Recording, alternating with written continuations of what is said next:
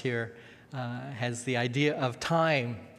He loved them until his death, his imminent death. Or it has the idea of completion, that Jesus' mission on earth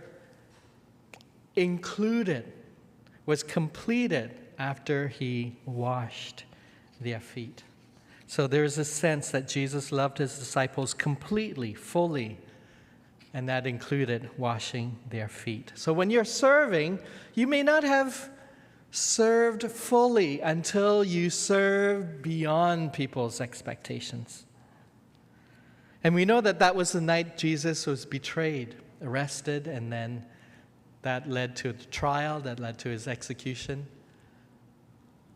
Now say you know that tonight something bad's going to happen.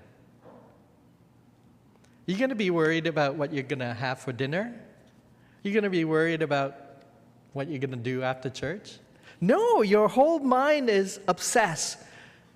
This bad thing is going to happen. Well, Jesus knew he would be betrayed that night, but he still thought about his disciples. That's service that goes beyond expectations. Then Jesus washed his disciples' feet, the teacher and Lord taking on this lowly position of a servant. It was totally unexpected. Masters or teachers would expect to be served, not to be the one doing the washing. And even when Jesus started, a towel around him. Even though it was a gathering of men only, that would still be quite embarrassing, don't you think? So none of the disciples moved. Jesus is doing this shocking thing, and they didn't want to have to do it themselves, because to do so would be to go beyond people's expectations.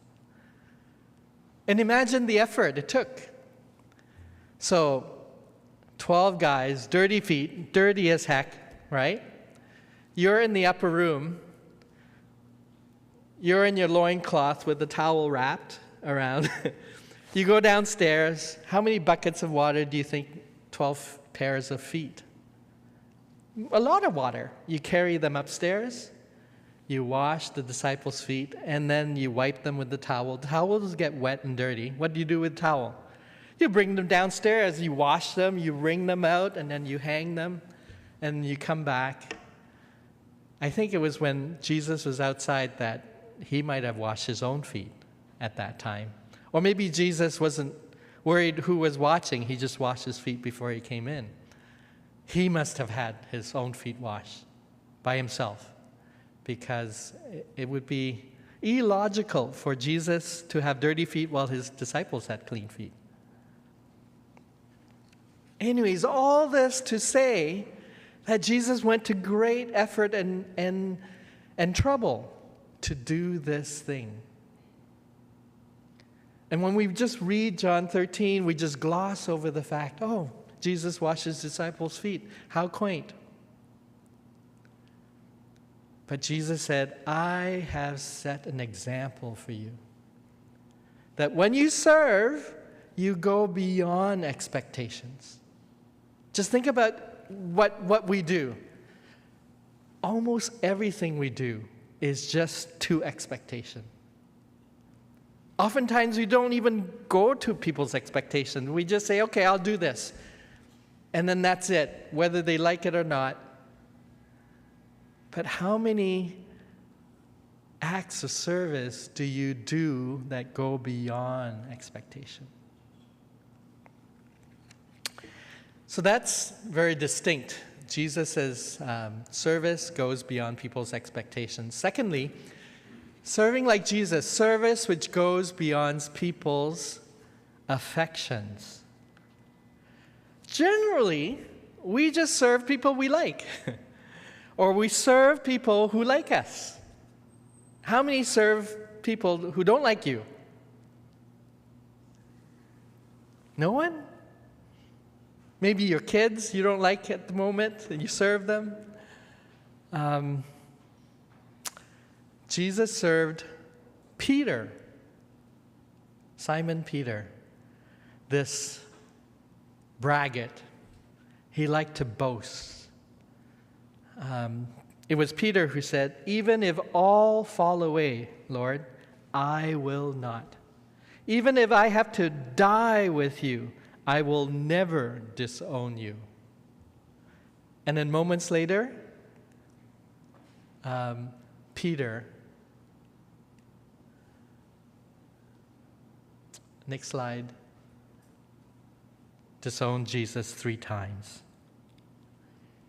We know of people who are boastful in our lives, don't we? What do? We tend to avoid them. We don't want to have anything to do with them. We can't even stand what they say. Everything you say, they have to top what you say with another story, with another example. You say something, they say, "Well, really? I think it's this." And then they go on and on and on. And Peter was like that. Jesus washed his feet. You know who else Jesus washed the feet of? Judas. Judas Iscariot, whom the Lord already knew had betrayed him.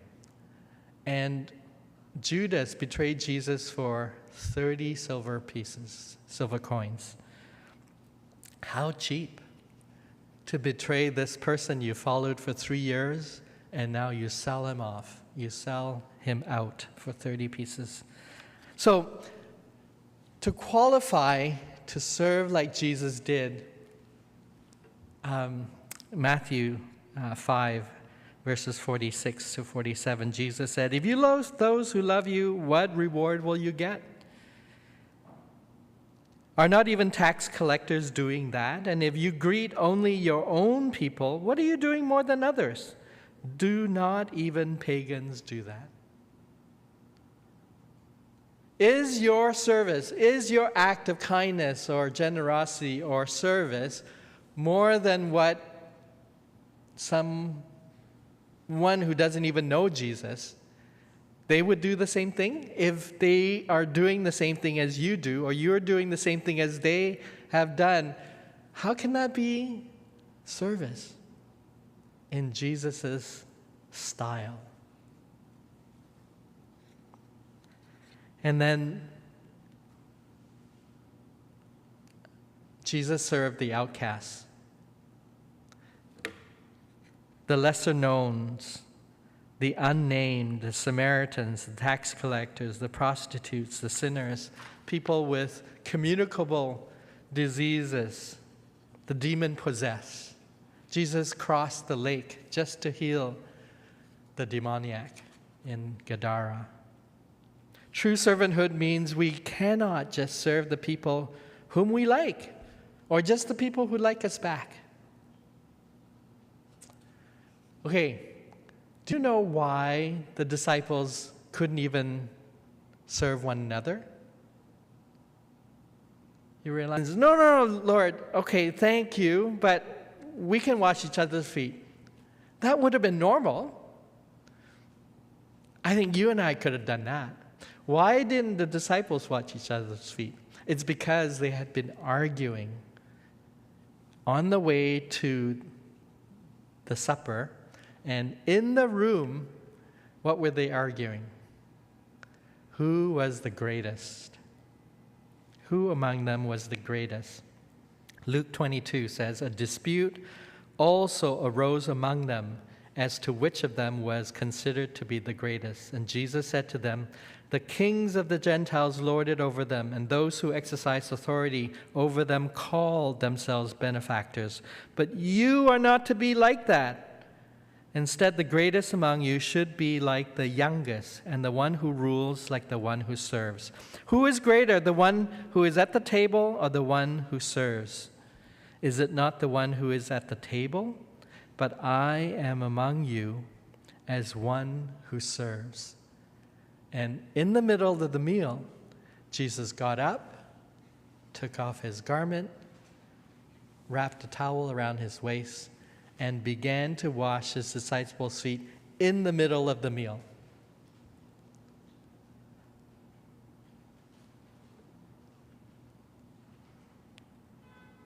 If we want to become more and more like Jesus in our service to others, our service must include those who may not even like us or respect us.